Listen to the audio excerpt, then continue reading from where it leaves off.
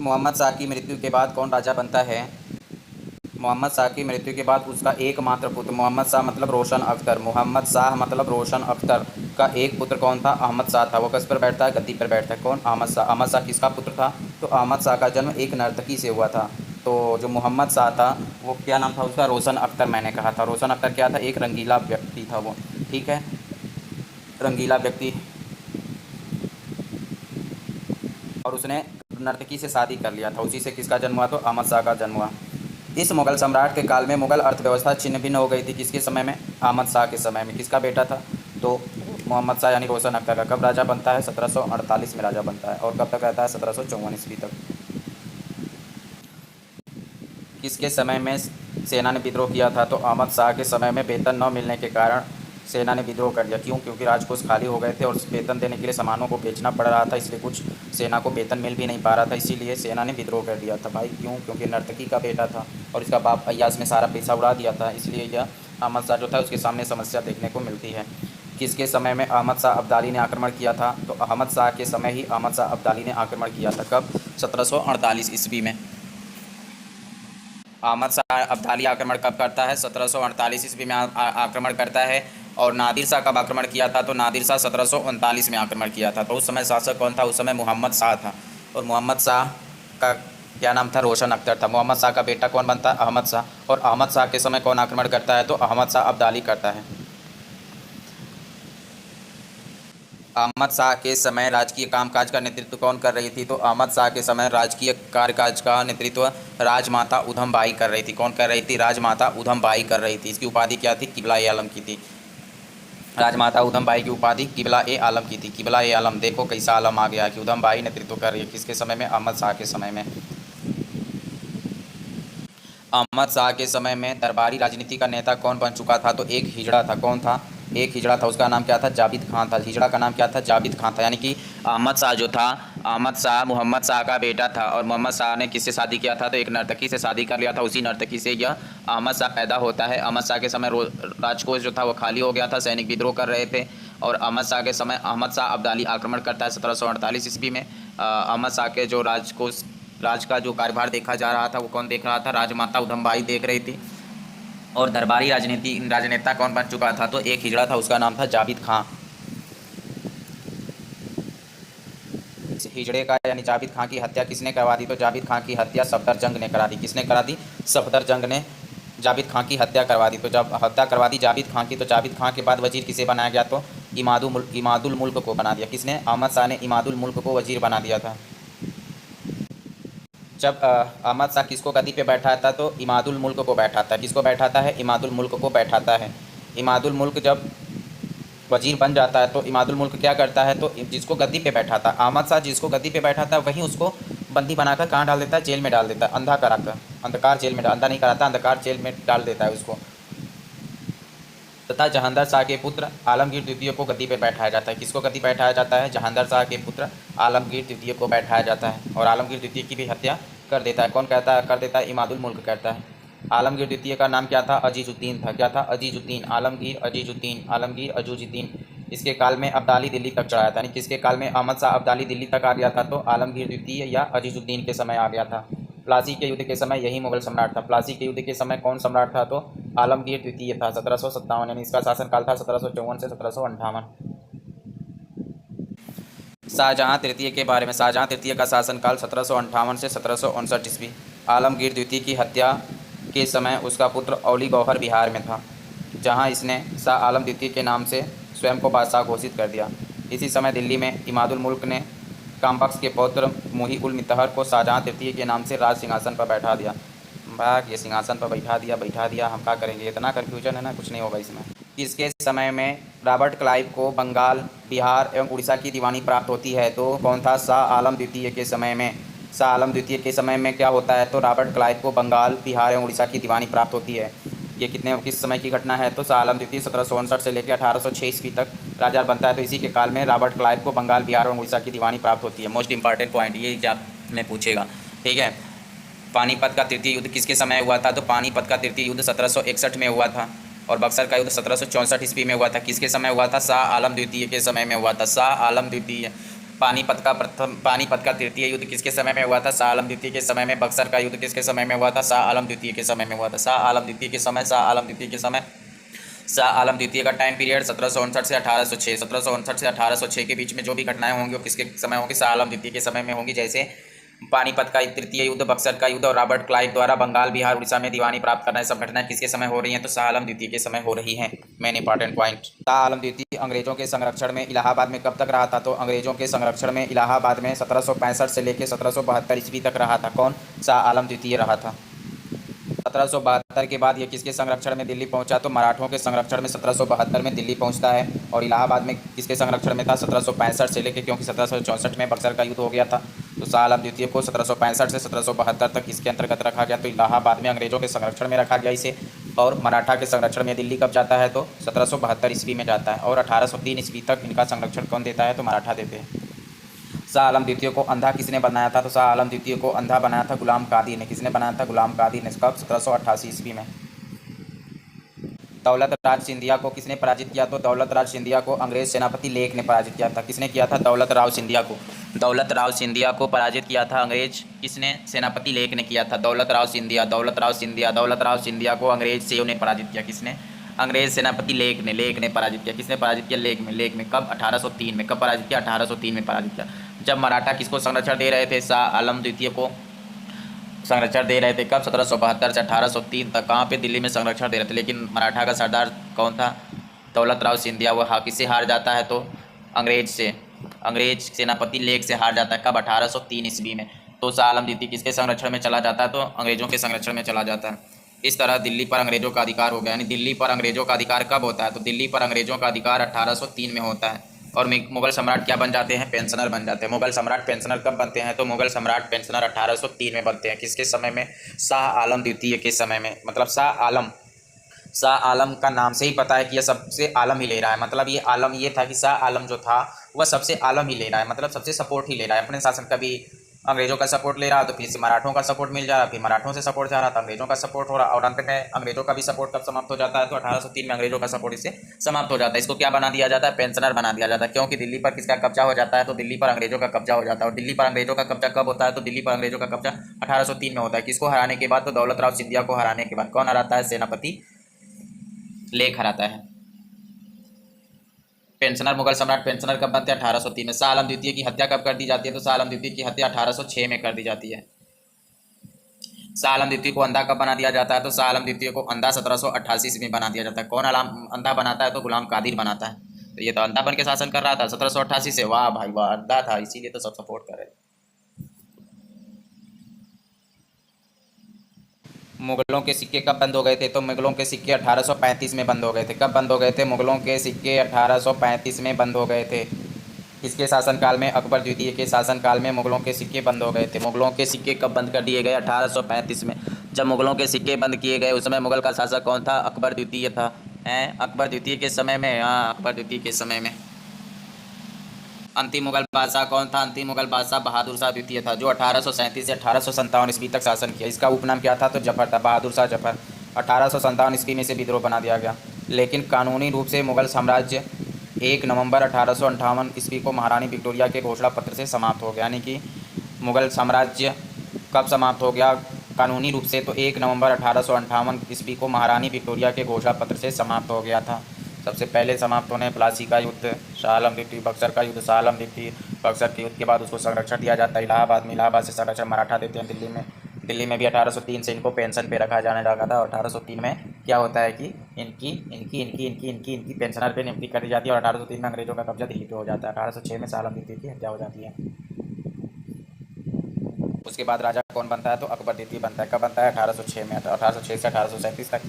और उसी के समय घटना कौन सी घटती है? तो उसके समय सिक्के ढलने बंद हो जाते हैं। किसके? अकबर द्वितीय के समय में सिक्के ढलना बंद हो जाते हैं, मुगल सिक्के बंद हो जाते हैं। बहादुर शाह जफर को निर्वासित करके रंगून भेज दिया जाता है, पता है। 1862 में उनकी मृत्यु हो जाती है, पता है। अच्छा गजल लेखक थे। इसकी एक प्रसिद्ध नज्म है, न किसी का आंख का नूर हूँ, न किसी के दिल का करार हूँ, जो किसी के काम ना आ सका मैं तो बुझता हुआ चिराग हूँ। अब बात करेंगे मुगल दरबार में दल के बारे में। मुगल दरबार में कौन कौन दल थे? तो प्रसिद्ध लेखक अरविंद के अनुसार, किसने अनुसार? प्रसिद्ध लेखक अरविंद के अनुसार मुगल दरबार में बहुत दल थे। कौन लिखता है? अरविंद बताता है कि मुगल दरबार में बहुत दल थे। इनमें कितने थे? चार प्रमुख थे। चार प्रमुख थे। कौन? तुरानी, ईरानी, अफगानी, हिंदुस्तानी। कौन कौन थे? तुरानी थे, ईरानी थी, अफगानी थी, हिंदुस्तानी थी। किसने लिखा है? अरविंद ने लिखा है इनके बारे में। उनका क्या कहना था कि मुगल दरबार में बहुत से दल थे। तो इनमें से चार प्रमुख थे, ईरानी, तुरानी, अफगानी, हिंदुस्तानी। समझ में आ गया? हाँ समझ में। इनमें से पहले तीन जो थे वो मध्य एशियाई, ईरानी और अफगान के वंशज थे। यानी कि पहले जो तीन हैं उसमें तुरानी जो है वो मध्य एशियाई है, ईरानी जो है ईरानी का है, और अफगानी अफगानी सैनिकों के वंशज थे। यानी कि तुरानी किसका वंशज था? तो तुरानी मध्य एशियाई का वंशज था। तुरानी तुरानी किसका वंशज है? तो मध्य एशियाई की वंशज है। और ईरानी ईरान का वंशज, और अफगानी अफगान का वंशज है। ठीक है। यानी मध्य मोस्ट इंपॉर्टेंट किसके बारे में ज़्यादा जानना है तो हमें तुरानी। तुरानी किसका वंशज है? तो मध्य एशियाई का वंशज है तुरानी। तुरानी और अफगानी क्या थे? तो तुरानी और अफगानी प्रायः सुन्नी थे। सुन्नी कौन थे? तुरानी और अफगानी। और ईरानी क्या था? ईरानी शिया थी। ईरानी क्या थी? शिया थी। शिया कौन थी? ईरानी। ईरानी शिया थी। तुरानी और अफगानी सुन्नी थे। सुन्नी सुन्नी सुन्नी सुन्नी सुन्नी सुन्नी सुन्नी सुन्नी। तुरानी दल में कौन था? तुरानी दल में निजामुल मुल्क, अमीन खां और जकारिया खां था। जकारिया खां था। ठीक है। तुरानी तुरानी में निशा निशा निशा तुरानी तुरानी दल में कौन थी? निजामुल मुल्क थी, चिनकलिज खां था, अमीन खां था, और कौन था? अमीन खां था। तुरानी में अमीन खां, अमीन खां, अमीन खां, अमीन खां, निजामुल मुल्क और जकारिया खां था। और कौन था? जकारिया खां था। ईरानी दल में कौन थी? ईरानी दल में जुल्फ़िकार खां, शहादत खां, शहादत खां, शहादत खां, अमीर खां, अमीर खां, अमीर खां, अमीर खां और इसहाक खां शामिल थे। इसहाक, इश्क़ाक, इश्क। ईरानी दल में जुल्फ़िकार खां। ईरानी में जुल्फ़िकार खां हो गई तीन। तो ईरानी में कौन हो जाएगी? जुल्फ़िकार खां हो जाएगी। जुल्फ़िकार सबसे ज़्यादा जुल्फ़ी वालों। तो कहाँ पे हो जाएगा? ईरानी में हो जाएगा सबसे ज़्यादा जुल्फ़ी वाले, यानी जुल्फ़िकार खां ईरानी में। और कौन हो जाएगा? शहादत खां हो जाएगा। क्या हो जाएगी? शहादत खां हो जाएगी। पूरा शहादत दे चुका है। शहादत खां किस में आएगा? ईरानी में आएगा शहादत खां। अमीर खां किस में आएगा? अमीर खां। अमीर खां, अमीर खां किस में आएगा? ईरानी में आएगा। किस में आएगा? ईरानी में आएगा अमीर खां। अमीर खां भी किस में आएगा? अमीर खां ईरानी में आएगा। इसहाक खां, इश्क़हाक खां, इशहाक इशहाक मतलब इश्क़हाक, इश्क़हाक खां में किस में आएगा? ईरानी में आएगा। इश्क़हाक खां किस में आएगा? ईरानी में आएगा। इश्क़हाक इश्क़हाक ईरानी में आएगा। ठीक है। अमीर भी उसी में आएगा और शहादत भी इसी में आएगा। तुरानी में कौन आएगा? तुरानी में आएगा, तुरानी में निजामुल मुल्क आएगा। कौन आएगा? निजामुल मुल्क होगा। निजामुल मुल्क अमीन खां, निजामुल मुल्क, निजामुल मुल्क अमीन खां, अमीन खां और जकारिया खां, जकारिया खां, जकारिया खां आएगा। ठीक है। जकारिया खां हो गया और असीम खान हो गया और निजामुल मुल्क हो गया। अफगानी में कौन आएंगे? तो अफगानियों में अली मोहम्मद खां और मोहम्मद खां बंगस। अली मोहम्मद खां और मोहम्मद खां बंगस। ईरानी क्या थी? ईरानी शिया थी। शिया कौन थी? ईरानी थी। शिया ईरानी थी। शिया ईरानी थी। सैयद बंधु के बारे में बात करें तो सैयद बंधु भारतीय इतिहास में राजा बनाने के यानी किंग मेकर के नाम से विख्यात थे। कौन? सैयद बंधु किस नाम से विख्यात थे? किंग मेकर के नाम से विख्यात थे। इनका नाम क्या था? अब्दुल्ला खां और हुसैन अली बारवां था। अब्दुल्ला खां था और हुसैन अली। हुसैन अली कहाँ का था? पटना का। और अब्दुल्ला खां इलाहाबाद का। इन्हें भारतीय इतिहास में चार लोगों को राजा बनाया था। कौन कौन से? फर्रुखसियर को बनाया था, और उद्दरजात को बनाया था, उद्दौला को बनाया था, और मोहम्मद शाह को बनाया था। इन्होंने चार शासकों को राजा बनाया था, इसलिए इनको किंग मेकर कहा जाता है। किसको? सबसे पहले इन्होंने बनाया था फर्रुखसियर को, फिर उसके बाद उदरजात को बनाया था, फिर उसके बाद किसको बनाया था? उद्दौला को बनाया था, फिर मोहम्मद शाह को बनाया था। तो चार लोगों को इन्होंने राजा बनाया था। ये हिंदुस्तानी दल के नेता थे। सैयद बंधु किस दल के नेता कहे जाते हैं? तो हिंदुस्तानी दल के नेता कहे जाते हैं। यह कब से कब तक मुगल दरबार में सबसे शक्तिशाली व्यक्ति थे? तो 1713 ईस्वी से लेके 1720 ईस्वी तक। यानी 7 साल तक थे और 7 साल में ये चार लोग को राजा बना दिया। मुगल दरबार में सबसे शक्तिशाली व्यक्ति थे। बाढ़ा संभवतः 12 गांव जो इनके थे उससे बिगड़कर बना शब्द था। बाढ़ा के अब्दुल्ला खां और हुसैन अली अबुल फरह के वंशज थे। औरंगजेब की मृत्यु के पश्चात जो युद्ध हुआ था इनमें इन्होंने महत्वपूर्ण भूमिका निभाई थी। बड़ा भाई हुसैन अली को अब्दुल्ला खां की उपाधि दी गई थी। सैयद बंधुओं ने 1713 ईस्वी में जजिया हटा दिया। सैयद बंधुओं ने कब हटाया था जजिया? तो 1713 में जजिया हटा दिया था। उन्होंने राजपूतों को भी अपनी ओर मिला लिया और महाराजा अजीत सिंह को विद्रोही के स्थान पर मित्र बना लिया। अजीत सिंह ने अपनी बेटी का विवाह फर्रुखसियर से किया था। सैयद बंधुओं ने जाटों से भी सहानुभूति दिखलाई और उन्हें हस्तक्षेप जाटों से थोड़ी दूर का घेरा उठा लिया और चूड़ामन अप्रैल 1718 में दिल्ली आया।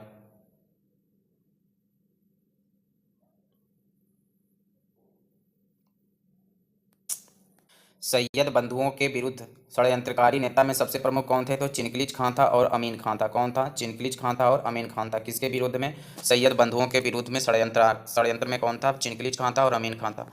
1720 ईस्वी में चिनकलिज खां ने खान देश पर आक्रमण किया। चिनकलिज खां ने किसके ऊपर आक्रमण किया? तो खान देश के ऊपर आक्रमण किया। हुसैन अली और शाही सेना के बीच युद्ध हुआ था। विदेशी आक्रमण यानी कि उत्तर पश्चिम से दो विदेशी आक्रमण हुए थे। कौन सा? एक आक्रमण नादिर शाह ने किया था और एक आक्रमण अहमद शाह अब्दाली ने किया था। नादिर शाह किसके समय आक्रमण किया था? तो नादिर शाह मोहम्मद शाह के समय किया था। और अहमद शाह अब्दाली किसके समय किया था? तो अहमद शाह के समय में किया था। नादिर शाह का क्या कहा जाता है? नादिर शाह को ईरान का नेपोलियन कहा जाता था। क्या कहा जाता था? ईरान का नेपोलियन नादिर शाह को, जो फारस का शासक था। ये अपनी ज़िंदगी एक गडेरी अथवा चरवाहे के रूप में आरंभ किया था। नादिर शाह भारत में धन के कारण आकर्षित हुआ था। उसकी इच्छा भारत से धन लूटने की थी। किसकी? नादिर शाह की। नादिर शाह किसकी बाद शासक बनता है? तो ताहमास्प शाह की मृत्यु के बाद शासक बनता है।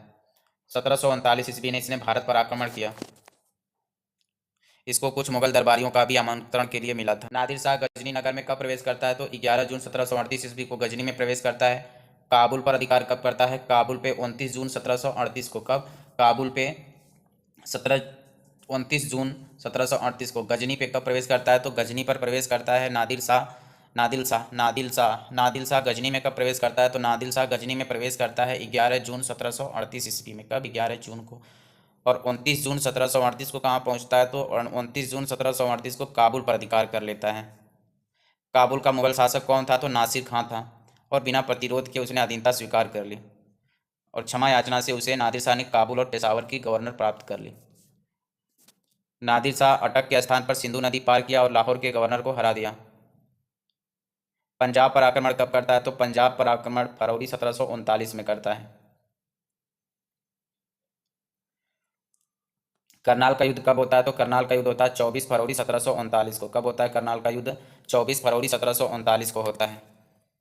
करनाल का युद्ध किसके किसके बीच हुआ था? तो करनाल का युद्ध नादिर शाह के बीच हुआ था और मोहम्मद शाह, निजामुल मुल्क, कमरुद्दीन तथा खान दौरान एक साथ थे। और बाद में इनके साथ कौन आके मिल जाता है? तो शहादत खां भी आके मिल जाता है इनसे।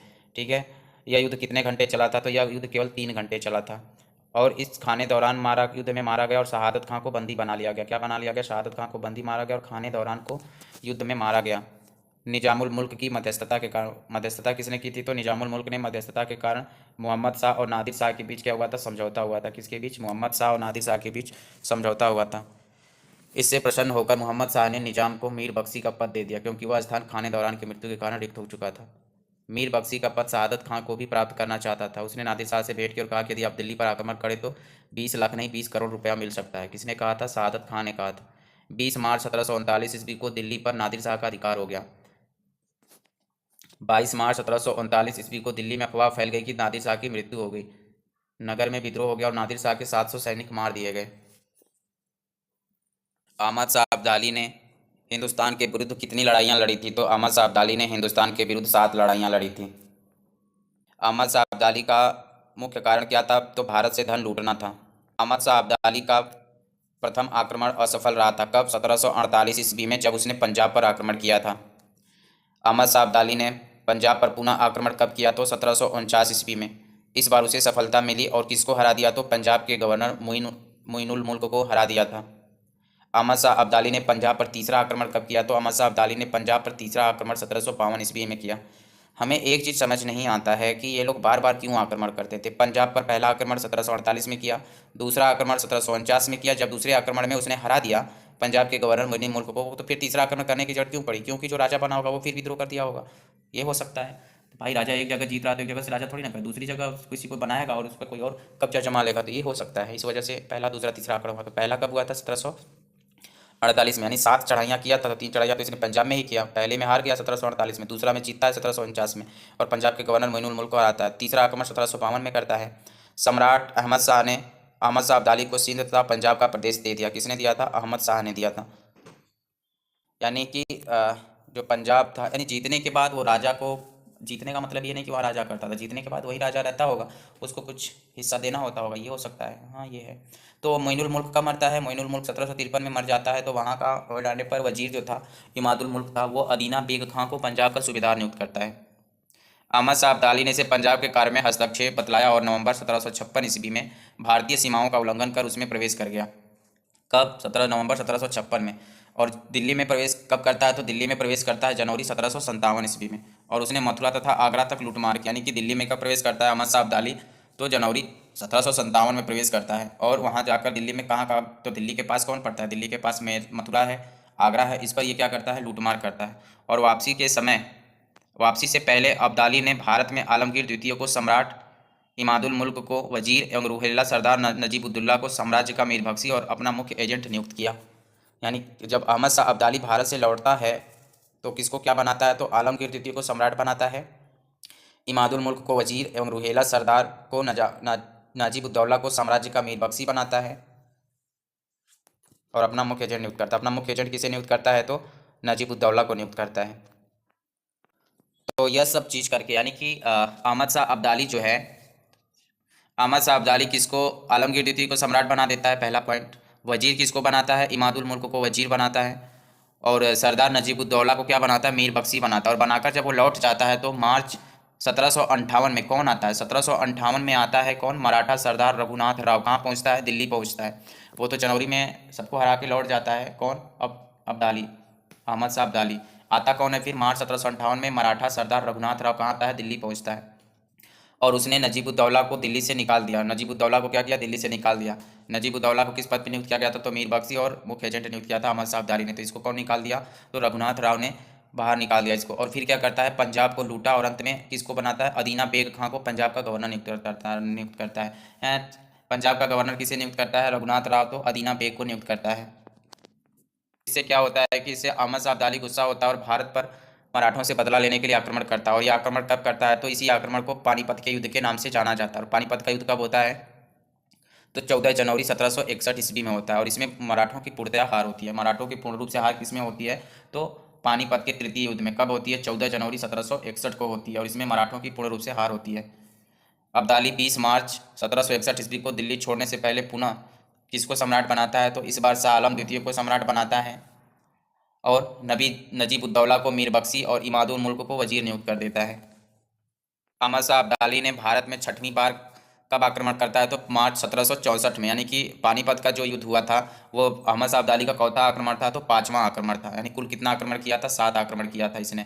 तो पांचवा आक्रमण के रूप में अहमद शाह अब्दाली किसके आया था? तो पानीपत तृतीय के युद्ध में आया था। छठे आक्रमण कब करता है? तो मार्च 1764 में आया था। छठे आक्रमण का उद्देश्य क्या था? तो छठे आक्रमण का उद्देश्य सिखों को सजा देना था जिन्होंने पंजाब में अपनी शक्ति बढ़ा ली थी। परंतु अहमद शाह अब्दाली को यहाँ अफगानिस्तान में आंतरिक अव्यवस्था हो जाने के कारण ही लौटना पड़ गया था।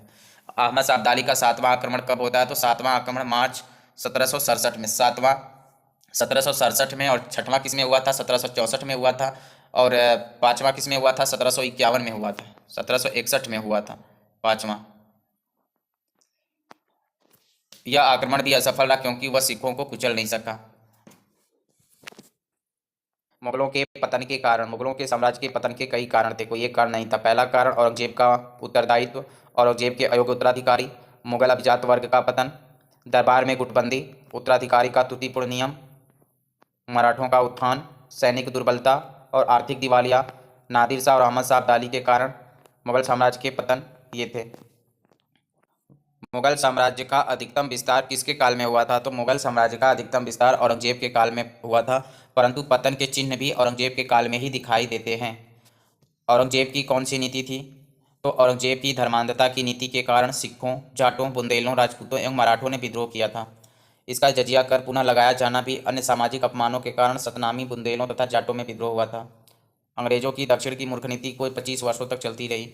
इतना बोझ बढ़ गया कि धन, सेना इत्यादि का नाश हुआ। वस्तुतः दक्कन का नासूर मुगल साम्राज्य के लिए उतना ही घातक सिद्ध हुआ जितना नेपोलियन के लिए स्पेन का नासूर था।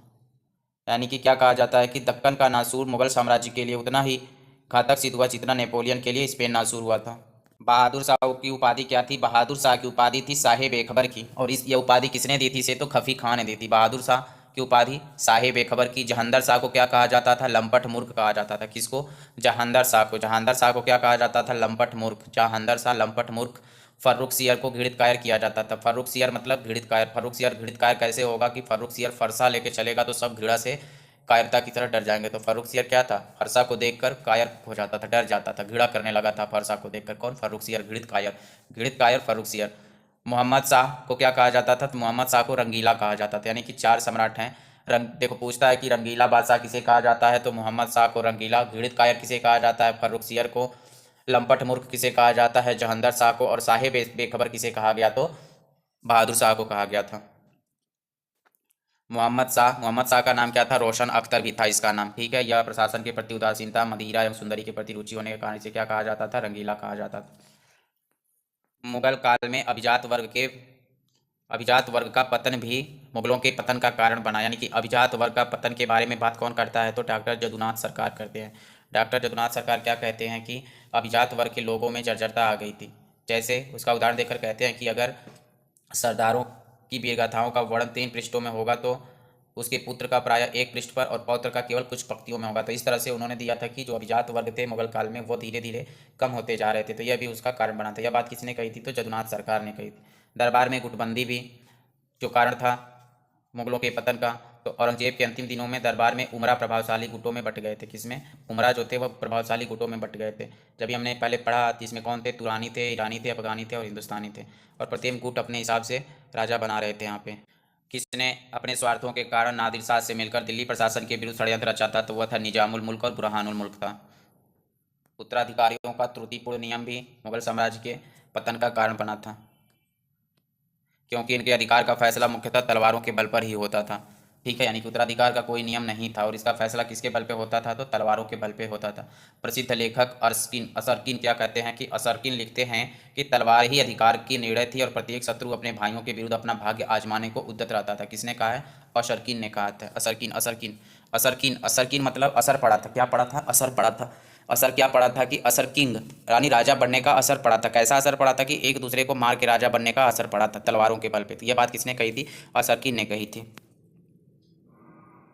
मराठों का उत्थान भी मुगलों के पतन का कारण माना जाता है। यानी कि मुगल साम्राज्य के पतन में सबसे महत्वपूर्ण बाहरी कारण जो इस साम्राज्य को ले डुबाता हुआ था, पेशवाओं के अधीन मराठों का उत्थान। यानी कि मराठों का पतन का बाह्य कारण क्या माना जाता है, तो मराठों के पतन का बाह्य कारण मराठों का उदय होना माना जाता है। सैनिक दुर्बलता किसके कहा है, तो सैनिक दुर्बलता मुगल सैन्य व्यवस्था में जन्मजात त्रुटियां थीं। सैनिक अपने मनसबदारों के प्रति ही निष्ठा रखते थे, सम्राट के प्रति नहीं। प्रसिद्ध लेखक बिलियन आर्विन क्या लिखते हैं, बिलियन आर्विन लिखते हैं कि सैनिकों में व्यक्तिगत वीरता के अभाव को छोड़कर से सभी अवगुण जैसे अनुशासनहीनता, विलासपूर्ता, जीवन निष्कृति आदि विद्वान थे। कौन कह रहा है, आर्विन कह रहा कि सैनिक दुर्बलता के बारे में कौन बात करता है, तो सैनिक दुर्बलता के बारे में आर्विन बात करेगा। कौन बात करेगा, आर्विन मतलब आर्मी। आर्मी बात करेगा भाई। सैनिक के बारे में कौन बात करेगा, सैनिक के बारे में आर्विन बात करेगा। कौन बात करेगा, आर्विन। और आर्विन क्या कहता है, आर्विन क्या है कि वह कहता है कि जो सैनिक थे वह व्यक्तिगत वीरता के अभाव को छोड़कर शेष जो गुण थे बुराई वाले वह सब इनके में मौजूद थे। आर्थिक दिवालियापन भी औरंगजेब के दक्षिण के दीर्घकालीन युद्धों ने न केवल रोज कर दिया, अधिक व्यापार का भी नाश कर दिया था। यहाँ से नादिर शाह और अब्दुल शाह का अहमद शाह अब्दाली का आक्रमण, इन विदेशी आक्रमणों ने मराठा मुगल साम्राज्य को अत्यधिक आघात पहुंचाया था। कोष भी रिक्त हो गए थे और सैनिक दुर्बलता स्पष्ट हो गई थी। पानी का तृतीय युद्ध तो अहमद शाह अब्दाली ने मुगलों के विरुद्ध नहीं अपितु मराठों के विरुद्ध लड़ा, तो उस समय समस्त उत्तर भारत पर प्रभुसत्ता रखते थे। इस तरह 1765 ईस्वी से 1772 ईस्वी तक दिल्ली पर नजीब उद्दौला का शासन चलता रहा। नजीब उद्दौला का शासन कब तक चलता रहा, तो 1765 ईस्वी से 1772 ईस्वी तक नजीब उद्दौला का। मुगल साम्राज्य के पतन में प्रमुख विद्वानों ने अपने विचार दिए। श्री जदुनाथ सरकार ने अपनी पुस्तक लिखी थी fall of the Mughal empire. किसने लिखी थी, जदुनाथ सरकार ने। क्या लिखा था, fall of the Mughal empire.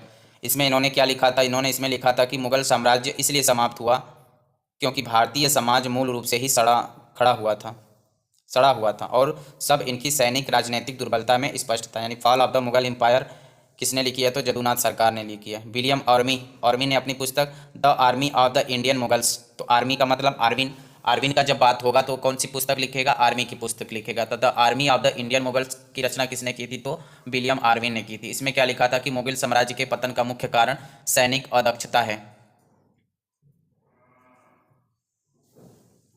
सैनिक राजनीतिक दुर्बलता में स्पष्ट होती है। बात किसने कही थी, तो जदुनाथ सरकार ने कही थी। सतीश चंद्र की पुस्तक क्या थी, सतीश चंद्र की पुस्तक थी parties and politics at the Mughals court. Satish Chandra की पुस्तक क्या है? Parties and politics at the Mughal courts. Satish Chandra क्या कर रहे हैं? सतीश चंद्र लॉ की कोर्स किया। क्या किस कोर्स किया? लॉ की कोर्स किया। तो सतीश चंद्र कहाँ जाएगा? कोर्ट में जाएगा। कहाँ पे जाएगा सतीश चंद्र? कोर्ट में जाएगा। और कौन सी पुस्तक लिखेगा? तो मुगल कोर्ट की पुस्तक। कौन लिखेगा? सतीश चंद्र मुगल कोर्ट की पुस्तक लिखेंगे। तो parties and politics at the Mughal court कौन लिखेंगे? तो सतीश चंद्र जी लिखेंगे। इसमें इन्होंने क्या लिखा? तो इन्होंने बताया कि मुगल साम्राज्य के प्रथम कारण उसकी अर्थव्यवस्था का चौपट होना, यानी अर्थव्यवस्था का चौपट होने से मुगल साम्राज्य का पतन हुआ। बात किसने कही थी? तो सतीश चंद्र ने कही। जब भाई कोर्ट में जाओगे तो आपकी अर्थव्यवस्था तो चौपट होगी ही ना। क्या होगी? मुगल कोर्ट में जाओगे तो आपकी अर्थव्यवस्था चौपट ही होगी। तो पतन का कारण क्या होगा? अर्थव्यवस्था होगी। पतन का कारण सैनिक अदक्षता किसने बताया है? तो सैनिक अदक्षता आरबीन ने बताया है। और समाज जो मूल रूप से सड़ा हुआ था और इसकी सैनिक राजनीतिक दुर्बलता में स्पष्ट होता है। यह बात किसने कही थी? राजनीतिक दुर्बलता, सैनिक, ये बात कही थी। समाज भी सड़ा हुआ था, नहीं समाज के बारे में, सैनिक के बारे में और राजनीतिक दुर्बलता के बारे में जदुनाथ सरकार करेंगे। आर्मिक अदक्षता के बारे में बात करेंगे, आर्विन बात करेंगे। और मुगल कोर्ट पार्टीज वोटीज के बारे में कौन बात करेगा? आर्थिक रूप से बात करेगा। पतन का कारण है तो कौन करेगा? सतीश चंद्र करेंगे। इरफान हबीब क्या कहते हैं? तो इरफान हबीब की पुस्तक है the agrarian system of Mughal India. किसके बारे में? अग्रेरियन। अग्रेरियन इरफान हबीब किसके बारे में बात करेंगे? तो कृषि के बारे में बात करेंगे। कृषि संकट का सिद्धांत प्रस्तुत किया। कृषि संकट का सिद्धांत किसने प्रस्तुत किया था? तो कृषि संकट का सिद्धांत इरफान हबीब ने किया था। किसने किया था? इरफान हबीब ने कृषि संकट का बात किया था। और इनकी पुस्तक थी the agrarian system of Mughal India. Agrarian Irfan हगीग हगीग अग्रेरियन अग्रेरियन हग्रेरियन हग्रेरियन हगीग हगीग इरफान हगीग हग्रेरियन क्या कहा था इन्होंने? कृषि संकट का सिद्धांत दिया था। इनका कहना था कि किसानों का अत्यधिक शोषण किया, फलस्वरूप कृषि व्यवस्था चौपट हो गई और अंततः साम्राज्य के पतन का कारण बनी। किसने कहा था? तो इरफान हबीब ने किया था। तो इस तरह से मुगल साम्राज्य के पतन का कारण ये कारण बनते हैं। ठीक है, धन्यवाद।